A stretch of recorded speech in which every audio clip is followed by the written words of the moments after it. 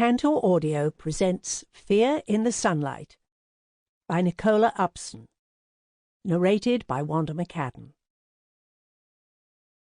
Part 1. Rear Window. July 24, 1954, London. "Do you mind if we stop for a moment?" "Sure." The detective sounded impatient, but he did as he was asked, and the staccato whir of the projector gradually subsided. Archie Penrose closed his eyes, but the image of Josephine refused to go away. She sat on the hotel terrace in the afternoon sunlight, a little self-conscious in front of the camera, but laughing nonetheless at something he had just said to her. He couldn't remember what they had been talking about, and that annoyed him, irrationally, because the moment was 18 years ago now, and the conversation had been nothing more than easy holiday banter. But since Josephine's death, the gradual fragmentation of all she had been in his memory disturbed him, and any elusive detail stung him like a personal rebuke. He stood and lifted the blinds on the windows, aware that the American was watching him, waiting for an explanation. "I didn't mean to upset you, sir," he said hesitantly, and the lazy drawl of his Californian accent gave the words an insolence which might or might not have been intentional. "There's worse to come in the later footage, much worse."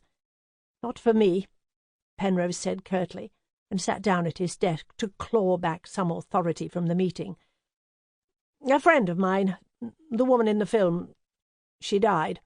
The words sounded cold and impersonal, but he knew from experience that there was no phrase that could adequately express his sense of loss, and he had long given up trying to find one.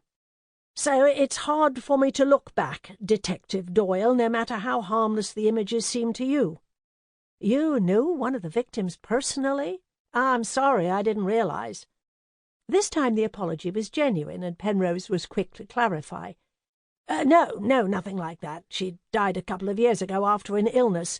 But that's why we were at Portmeirion. It was Josephine's 40th birthday. She loved it there, and we went with some friends to celebrate." "So you weren't part of Mr. Hitchcock's party?" "Not officially, no. Another friend of Josephine's, Marta Fox, had done some script work for his wife, and she was there for the weekend. But none of us was in Hitchcock's circle, although he and Josephine had things to discuss. He wanted to film one of her books, a crime novel called A Shilling for Candles, which was just about to be published. She had reservations about it, but she agreed to talk to him while they were both at Portmeirion. I don't remember a film of that name. Presumably it never happened, if your friend was so concerned about it." "Oh, yes, it happened. It came out the following year, but Hitchcock called it Young and Innocent. It was quite a success." The detective shook his head. "I still don't know it. I suppose I've only seen the ones he made since he came over to our side." "Was she pleased? Your friend, I mean." "By the time Mr. Hitchcock had finished with it, her story was no more recognizable than the title," Penrose said wryly. "I can recall some of the words Josephine used when she saw it, but pleased wasn't one of them." Doyle smiled. "Then I hope they paid her well." He took a packet of cigarettes out of his pocket and offered one to Penrose. "Tell me about this Portmeirion. It's not really a proper place, is it?" "It's whatever you want it to be. That's its beauty." "But a private village created entirely by one man? Isn't that a little strange?" The genuine incredulity in the detective's voice amused Penrose, but he knew what Doyle meant. For anyone who had never been there, the idea of a resort designed entirely for pleasure and architectural beauty, and for those with the means to enjoy them, was difficult to grasp. For an American with, he suspected, socialist leanings, it must seem absurdly self-indulgent. "It's remarkable, certainly," he said, "but strong visions often are. The village might have been created by one man, but it's founded entirely on the belief that beauty can make people's lives better. In Portmeirion, Clough Williams Ellis found a landscape that was beautiful already and used his imagination to improve it. That's a tremendous achievement, so no, I don't think it's strange. In fact, after what the world's been through, it seems to me to be saner than ever, if a little optimistic." He smiled, but Doyle seemed unconvinced. "And it's not a museum. He's still adding to it. Now that the building restrictions have finally been lifted after the war, there's no stopping him. I went back recently with my wife, and he just started on the plans for a new gatehouse. So Portmeirion lives and breathes and changes, he added, unable to keep a faint trace of sarcasm out of his voice. Just like a proper place. I'm surprised you wanted to go back after everything that happened there. It can't have been much of a celebration. If a policeman starts avoiding places that have been tainted by violent crime, there'll come a point when he can't leave the house, Penrose said. Surely you know that from your own experience. It was an evasive answer, but rooted in truth. Ironically, Portmeirion was scarred for him not by the murders that had taken place there, but by the happiness he had known during that summer, a happiness made all the more poignant by the shock of Josephine's death. He knew better, though, than to try to dull his sadness by staying away from places in which they'd spent time together. There was no logic to grief, and he felt her absence everywhere. At the risk of sounding callous, I wasn't personally involved in the deaths at Portmeirion, so the good memories outweigh the bad. Doyle shook a sheaf of photographs from a file and unfolded a map of the village on Penrose's desk. Even so, something like this must be hard to forget, no matter how many cases you've dealt with in your career. He pointed to one location after another, matching each one with its black-and-white counterpart. A body found up in the woods by that weird cemetery place, slashed so badly that the face was barely recognizable. Another murder on the headland, just a stone's throw from the hotel. The victim raped, strangled, and strung up like an animal. These garages right at the heart of the village, covered in blood. He placed the last photograph in the centre of the map, and Penrose looked down at the bruised and broken body, remembering the confusion and disbelief he had felt when he arrived at the scene. And the final death, Doyle added. A very persuasive confession of guilt, which seemed to solve everything. So many locations and so much blood. I don't know about beauty, sir. It seems to me that your architect created a playground for a killer. That was hardly his intention, Penrose said evenly, and Mr. Hitchcock's little games didn't help. They made things much more difficult for the police. You weren't the investigating officer, were you? No, it was never my case. I had to stand by and watch someone else take charge. For a moment I was a suspect, just like everybody else. That must have been quite a new experience. Penrose nodded. Throughout his career he had always prided himself on a sensitivity towards those affected by murder, an awareness that, in the process of getting to the truth, many innocent lives were torn apart. But nothing could have prepared him for the ease with which people turned on each other when their own character was under question. Fortunately, it didn't last long. Events came to a natural conclusion, and the case seemed to be wrapped up very efficiently. Seemed to be? Suicide is an eloquent form of confession, as you say, but it makes cross-interrogation very difficult. They tell me you were never entirely satisfied with the outcome. Wondering who they were, Penrose said, It wasn't my place to comment on another force's findings. It still isn't. If you have information which calls into question the results of an earlier investigation, there are systems in place which will deal with that. But I refuse to speculate on something that was never my business. As I said, everything seemed to be resolved satisfactorily. The sly smile came again.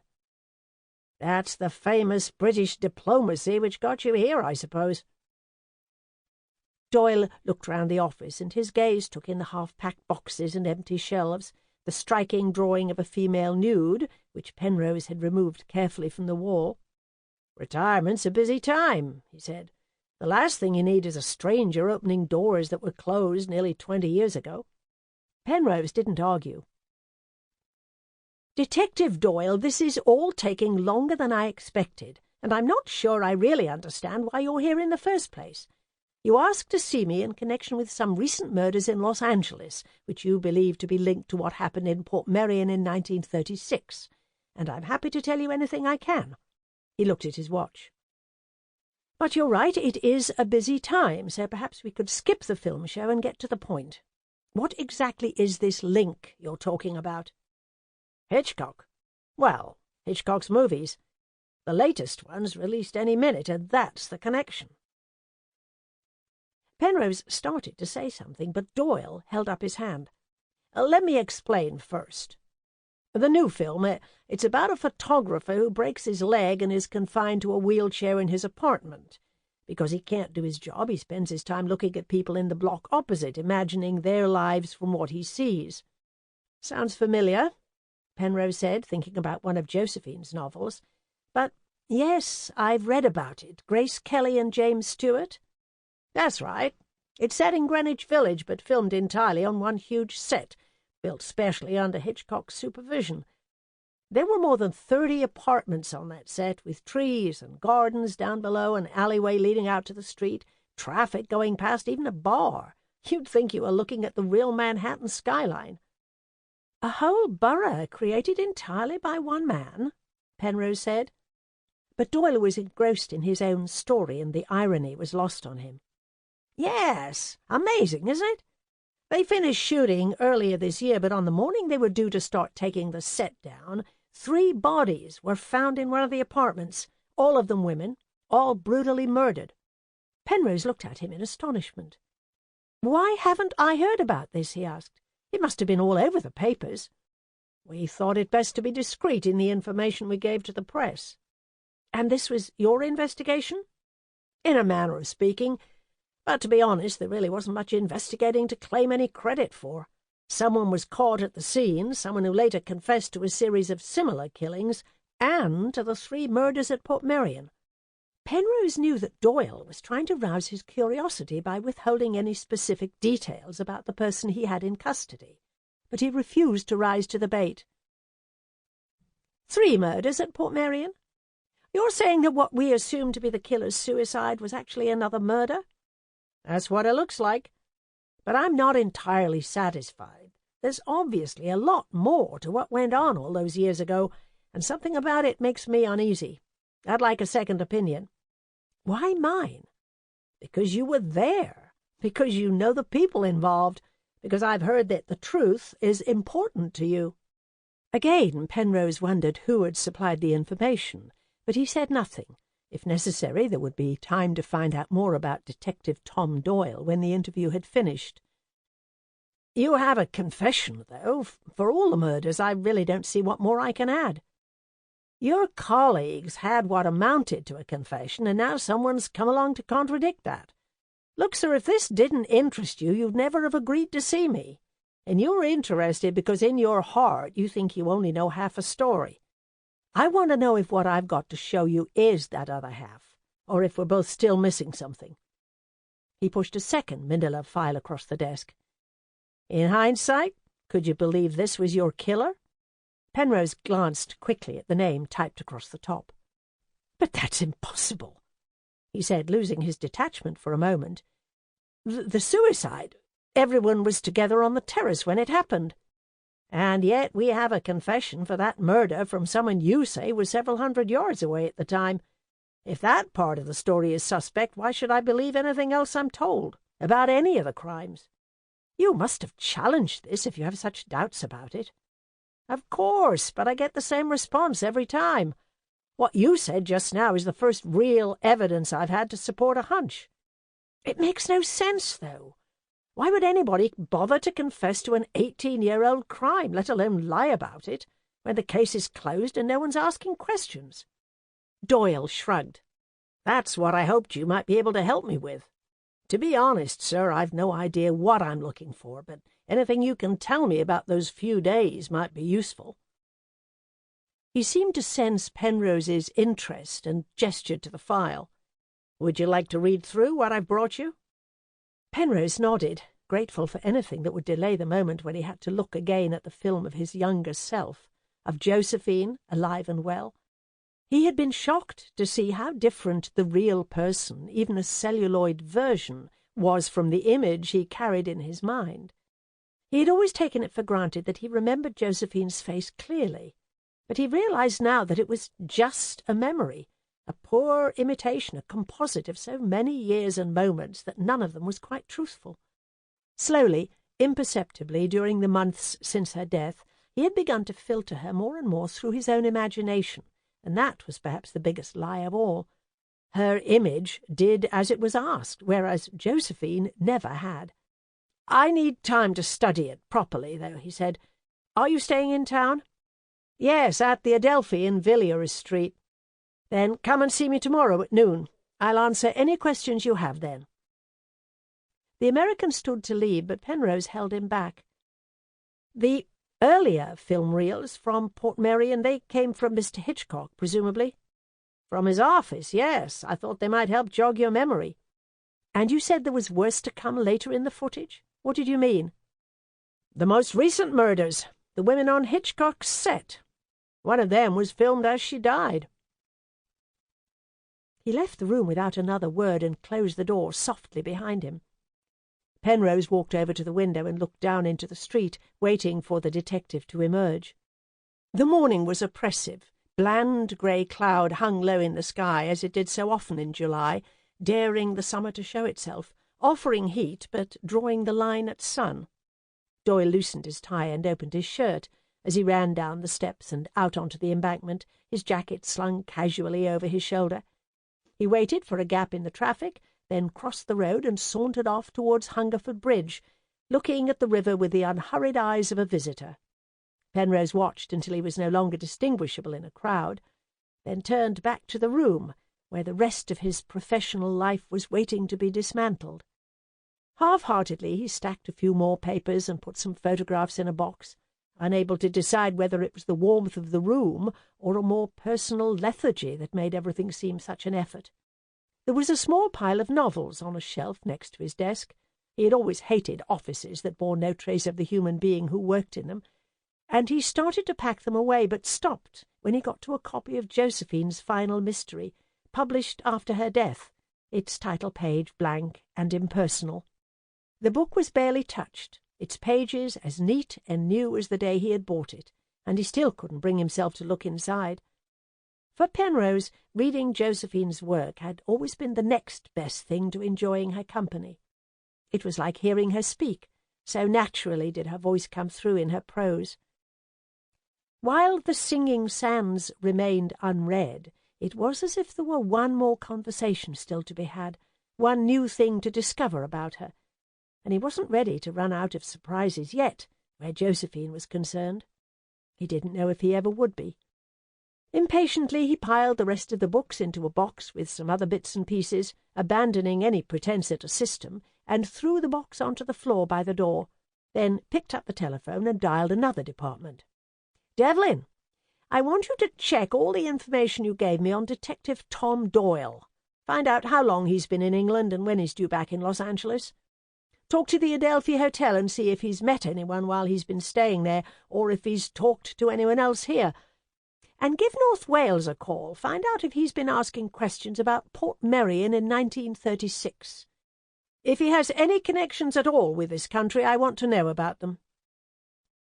Penrose replaced the receiver and sat down at his desk, where the only items left now were Doyle's files and a cup of coffee, cold and bitter, the only way he ever seemed to drink it. He opened the file and scanned the summary at the beginning of the report, then began to read the first few pages, astonished that, after 18 years, he could still recall a voice that had been so brief a part of his life. "They say you always remember your first, but I wonder if that's really true. You want me to tell you what happened, where it all began, and I'll do as you ask, because it costs me nothing. But please don't think it's a burden I've carried all these years, or that confessing it now will be some sort of relief. It hasn't kept me awake at night, and it doesn't haunt my dreams. I can bring it to mind, of course I can, but it's not forever with me in the way you seem to think it should be. Always remember, never forget. It's not quite the same thing. It was summer, certainly the air was sweet and warm and hopeful, a south of France sort of day.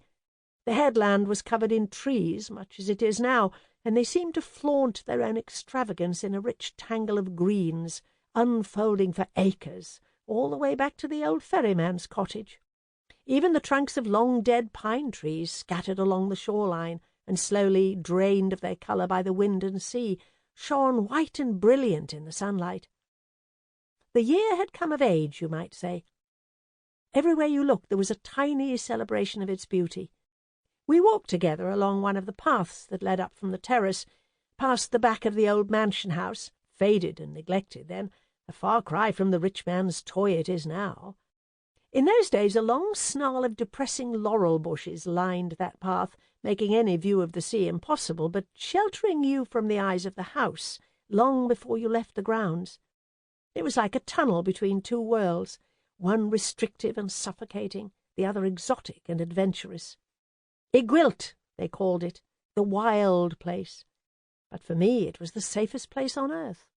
When I left it, when I was forced to leave, I carried it with me in my mind, a small pocket of silence and darkness, to retreat to whenever I might need it. That interests you, I suppose? I wonder what you think it proves. Anyway, it was a route we'd taken many times before. We both knew it by heart and turned instinctively towards the densest parts of the wilderness, deeper and deeper into the tight knot of woodland, he always a few steps ahead of me. There were some old hides in the woods, built originally for pheasant shoots, and I stopped by one for a moment to take a stone out of my boot. He looked back impatiently, and I felt a sense of power that was both daunting and exhilarating. The path grew narrower still as we moved forward, but eventually we reached the small circle of ground which they now call the cemetery. Everything was weed-choked and overgrown, a place where sunlight was a stranger, warmth an impossibility. There were only one or two graves there then, of course, or perhaps I should say only one or two that were marked. Still, the ground was covered with a carpet of fallen rhododendron petals, blood-red and sinking slowly into the earth, a rehearsal, almost, for what was to come. Did I know what I was going to do? That's harder to answer truthfully after all these years, but yes, I think I knew. Not because I'd planned it, but because it had always been there. The violence, I mean. Let me make it easy for you. I wanted to hurt something. It didn't much matter what or whom. At first he thought I was playing. I pushed him to the ground, but he twisted away and came back for more, eager to please and confident in our friendship. Then I kicked him, and I saw the first hint of confusion in his eyes, the first flicker of genuine fear. A second blow, harder this time, and he cowered in front of me, scarcely able to believe the betrayal. Looking back now, I think it was his refusal to struggle that made me so angry. Somehow it was all too easy. I grabbed his throat and slowly tightened my grip, breathing in the scent of damp leaves as I held him against the ground, scanning his face for an acknowledgement of the pain. It was over in seconds, and if the excitement had been more intense than anything I'd ever known, the disappointment was even greater. You see, it wasn't just about the killing. It never has been. It was about the fear and the pain, and later the humiliation. And you know, they never last long enough. I suppose that's what makes them precious. Afterwards his body disgusted me. I just wanted it out of my sight, and I looked round for the best place to get rid of it. Then, and only then, did I realize that she was watching me. She smiled. Actually, that's what I remember most clearly of all. She smiled. Part 2. The Pleasure Garden. July 25, 1936. Portmeirion. 1. Josephine laughed and lifted her sunglasses for a moment to look at him. If that's really what you think, I'm amazed they promoted you at all. It's all right. They'll never know. Archie smiled and poured them both another drink, and Josephine glanced beyond him to the end of the terrace. The lawns, dry and brittle with the heat, despite the gardener's best efforts to defy the weather, culminated in a formal cascade, where water trickled lazily over rock-cut steps, exotically draped in mimosa, azalea, and ferns. At the top, poised between two ornamental pillars, a man was operating an unwieldy-looking camera, and she watched him warily as he panned left to right, back from the estuary to the hotel and shoreline. If I'd known we were going to be filmed all weekend, I'd have gone to Bournemouth, she said. Aren't there laws against that sort of thing, Chief Inspector? He lay back in his deck chair and closed his eyes. He's only doing location shots, apparently. They're not for public consumption. Anyway, don't knock it. Most people would move heaven and earth to have their 40th birthday immortalized by Alfred Hitchcock. Only a man would say that, she replied a little tetchily. No woman would want 40 immortalized at all. We all hope to glide quietly through it while everyone's looking the other way. But what have I got? The director of the moment closing in on every grey hair. It doesn't really bother you, does it? Archie asked, surprised. You barely look a day over 39. She laughed again and moved her deck chair back so that Archie blocked her from the camera's view. No, I don't suppose it does, but I'd rather not have to talk to the man, and I'm certainly not in a negotiating mood. In fact, I'm beginning to wonder what Marta's got me into. How is it her fault? I thought Hitchcock approached you through your publisher. He did, but only because Marta gave Mrs. Hitchcock a proof copy of the book. Otherwise, a shilling for candles could have passed beautifully into oblivion, like 95% of the other crime novels published this year. You must be excited, though. He wants to put your novel on every cinema screen in the country. He lit a cigarette and looked at her in disbelief. Even you can't be immune to that, surely. You love films. I am excited about walking into the playhouse in Inverness and seeing something I've written come to life on the screen. What worries me is everything that the book and I will have to go through to get there. The 39 Steps was barely recognisable by the time he'd finished with it. Good film, though, and I read somewhere that Buchan said Hitchcock's was a better story. He grinned, unapologetic for being provocative. I know it's daunting. New opportunities always are. You've every reason to be scared. She glared at him but didn't argue. Seriously, Josephine, everything Hitchcock touches at the moment is a triumph, and it won't be long before Hollywood lures him away. Think of what that could open up for you. You don't have to get involved in the nonsense. Just take the money and run if you like. But this could be a wonderful adventure. Grab it while you can and enjoy every minute. It doesn't happen very often, and it might never come your way again. You're not working undercover for my agent, are you? She asked. He's terrified I'm going to be difficult about it. I can hear the panic in his voice every time I speak to him. She paused for a moment, absent-mindedly, watching as a flock of wildfowl flew low over the water. You're right, though, about the adventure and about my being scared. It just feels so alien. At least theatre is familiar. It is now, perhaps, but it wasn't always like that. When Richard of Bordeaux went into rehearsals, you sat in the stalls and trembled every time Johnny looked at you. 18 months later, he was virtually begging you for a role and you gave it to someone else. It'll be the same with this. God help Hitchcock or any other director once you've found your feet. I don't think you'll be seeing the film in Inverness, though, he teased, knowing how much she hated any hint of publicity. It'll be a London premiere with the great and the good. Josephine grimaced.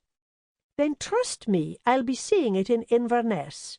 There'll be chewing gum on the seats, a slightly unwashed air about the place, and people talking constantly in the row behind. You can come with me if you like. It'll give Mrs. Macpherson something to talk about while she's selling the Kia Ora. My solitary visits are always a disappointment to her. She drained her glass, savouring the sharp, cold tang of the lemonade. Anyway, it might never get that far, and I don't want to think about it at the moment. My idea of a birthday is not to move a muscle, no, not even an eyelash, until I have to. That's why I chose to come here. Laziness is almost a requirement. And one that was surprisingly easy to comply with, Archie thought, glancing round at the other guests. It wasn't just the heat of late July that made everyone so reluctant to move far. There was a pleasantly languid atmosphere about Portmeirion that made it very easy to do nothing, and even he, who made restlessness an art, was seduced by it. Relaxing on the white-railed terrace with the sun on his face and the water flowing gently past, he could almost believe he was on board a transatlantic liner. "We may as well make the most of it," he said. "It won't be long before our peace is shattered. I love my cousins dearly, but neither of them could be described as restful." Archie's cousins, Lettice and Ronnie Motley, were two of Josephine's closest friends, but she knew what he meant. Although still in their early 30s, the sisters were among the most successful theatre designers in the West End, but they had a habit of carrying the drama of the stage with them wherever they went. She shaded her eyes with her hand and peered at the clock on the bell tower over to her left, which obliged her by striking 2. What time? Sample complete. Ready to continue?